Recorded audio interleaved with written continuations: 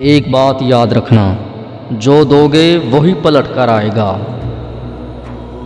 چاہے وہ مان ہو یا دھوکہ، امید ہو یا وسوسہ، آنسو ہو یا مسکان، جفا ہو یا وفا، دعا ہو یا دغا، آسانی ہو یا زحمت، سکون ہو یا وحشت،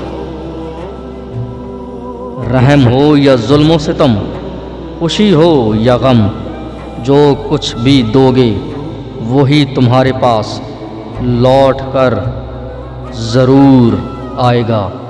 اس لیے دوسروں کے ساتھ اچھا کرو تو اپنی باری کا انتظار کرو۔ حقیقت میں تو ہم مکافات عمل کو بھول چکے ہیں۔ ہمیں لگتا ہے کہ جو ہم کرتے ہیں وہ وقت گزر گیا، اب ہم خوش باش رہیں گے، اب ہم پرسکون رہیں گے۔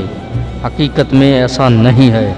مکافات عمل موجود ہے اسی دنیا میں۔ جو بویا ہے وہ کاٹتا بھی تو ہے۔ وقت آتا ہے، پلٹ کر ضرور آتا ہے۔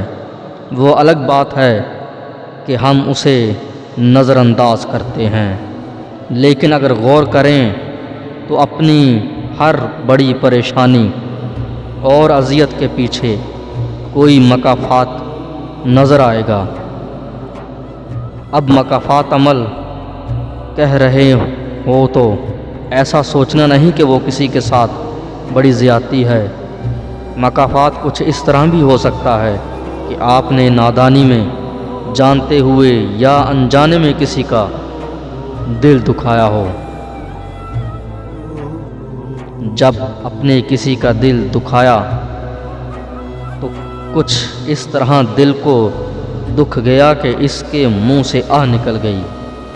وہ جو دل سے آہ نکلتی ہے وہ عرش کی بلندیوں تک جاتی ہے، اور کیا پتہ وہ وقت، وہ گھڑی قبولیت کی گھڑی ہو،